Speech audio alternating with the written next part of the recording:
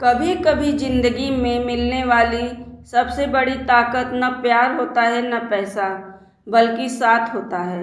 यह कहानी है रितेश और मोहिनी की, जहां मोहब्बत ने संघर्षों को हराया और मेहनत ने सपनों को पूरा कर दिखाया।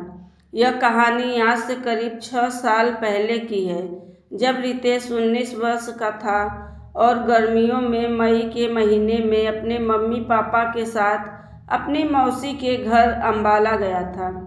रितेश की मौसी जी की एक लड़की रागिनी है। वह रितेश की उम्र की थी। मौसी के घर उनके रिश्तेदार की लड़की रहकर पढ़ाई करती थी। उसका नाम मोहिनी था। वह रितेश से 3 साल बड़ी थी। रागिनी उसको दीदी कह के बुलाती थी, लेकिन मोहिनी जीरो फिगर वाली किसी हीरोइन से कम नहीं थी। एक दिन घर के सभी लोग इकट्ठे बाजार गए थे।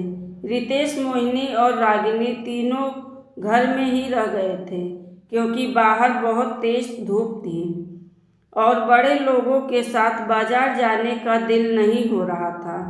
इसलिए उनके साथ जाने से इनकार कर दिया। इतनी गर्मी में हम बाहर नहीं जा रहे हैं।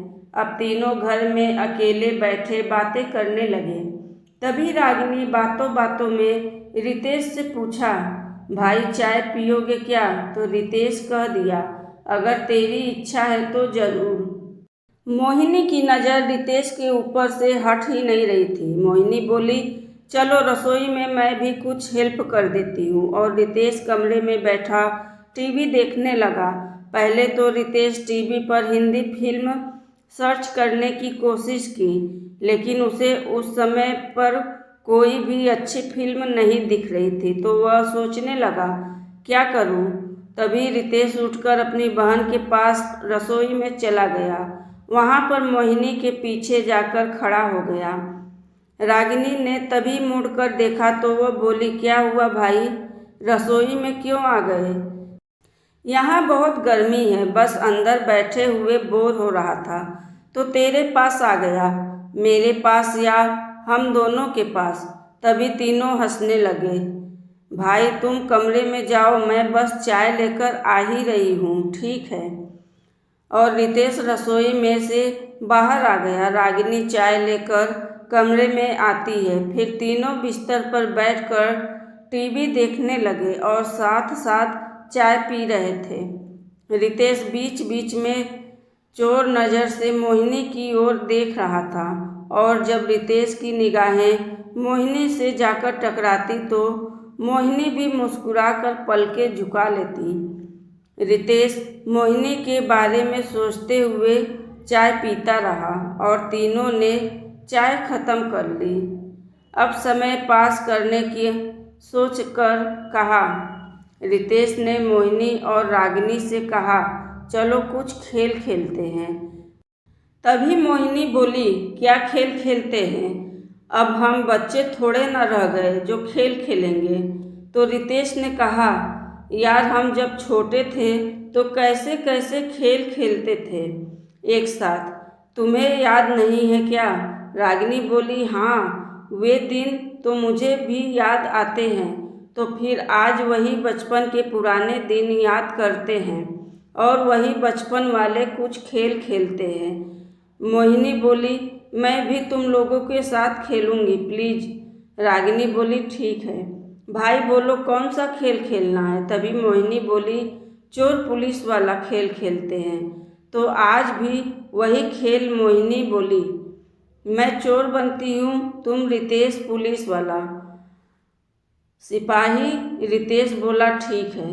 फिर रितेश ने मोहिनी से कहा, तू कोई चीज़ चोरी कर, फिर मैं तुझे पकड़ लूँगा। मैं भी तो यही चाह रही थी। तभी रागिनी दूसरे कमरे में छिप गई और मोहिनी रसोई में चली गई और कुछ चुराने का नाटक करने लगी। तभी रितेश उसके पीछे रसोई में पुलिसमैन बनकर गया और उसे पकड़ने के लिए उस पर झपट पड़ा।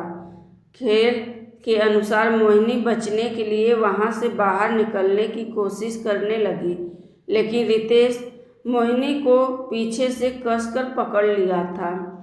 रितेश बोला, बता क्या चुरा रही थी मोहिनी? बोली, जी कुछ नहीं, मैंने कुछ नहीं चुराया यहाँ से। रितेश बोला, मैं पुलिस वाला हूँ, तुम चोरों को मैं अच्छी तरह जानता हूँ। हम पुलिस वालों को चोरों की जुबान खुलवाना आता है। और रितेश मोहिनी की तलाशी लेने का नाटक करने लगा और उसके पूरे बदन के कपड़ों के ऊपर से दबा दबा कर देखने लगा।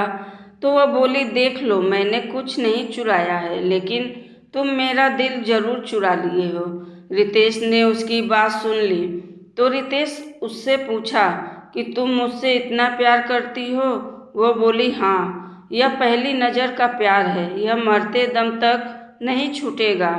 क्या तुम मुझसे प्यार नहीं करते हो? प्यार तो हमें पहली नज़र में तुमसे हो गया था। तो वह कहने लगती है, क्रिकेटरों और हीरो हीरोइन को देख लो, क्या उनमें कोई उम्र देखता है? तो रितेश बोला, वह सब तो स्टार है और हम लोग तो मिडिल क्लास के। मोहिनी बोली, एक दिन हम लोग भी अपनी मेहनत से स्टार बन सकते हैं। फिर हम दोनों गले लग गए। तभी रागिनी बोली, भाई तुम यह क्या कर रहे हो? खेल में इतना सब कुछ नहीं करते हैं। तो रितेश रागिनी को कहा, यार ऐसे ही खेलेंगे, ऐसे ही मज़ा आएगा। जब तू पुलिस वाली बनेगी तो तू भी मोहिनी के साथ जो चाहे कर लेना। फिर रितेश मोहिनी के दोनों हाथ पकड़ लिए। तुम्हें चोरी के इल्ज़ाम में गिरफ्तार करता हूँ। तभी रागिनी मुझसे कहने लगी, प्लीज़ भाई, अब मुझे यह खेल नहीं खेलना है, मैं थक चुकी हूँ। मोहिनी बोली, तुम जाओ कमरे में आराम करो। फिर मैं और रितेश दूसरे कमरे में चले गए। बहुत प्यार भरी बातें करने के बाद एक दूसरे से लिपट गए।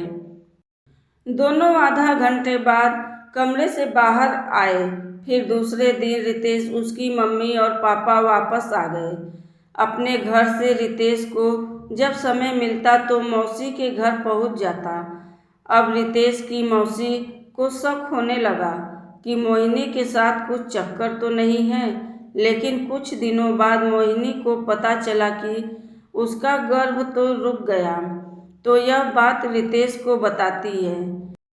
फिर दोनों ने अपने घर वालों से बात की पर कोई माना नहीं। तब रितेश और मोहिनी दोनों अपने अपने घर से कुछ पैसे लेकर फरार हो जाते हैं और दूसरे शहर में जाकर एक छोटा सा कॉस्मेटिक का दुकान डालते हैं। रितेश और मोहिनी दोनों बहुत मेहनत करके दुकान चलाते हैं। कुछ दिन बाद एक घर भी ले लेते हैं। तभी मोहिनी की डिलीवरी भी होती है और रितेश और मोहिनी अपने बच्चों के साथ खुश हैं। कुछ दिनों बाद रितेश का बिजनेस अच्छा चलने लगता है और वह एक बिजनेसमैन बन जाता है और दोनों के परिवार वाले भी मिलने आने लगते हैं। दोस्तों, प्यार करो लेकिन मेहनत से कुछ बनकर दिखाओ, क्योंकि पैसे में बहुत ताकत है। लोग भावनाओं की कम, पैसे की ज़्यादा इज्जत करते हैं। धन्यवाद।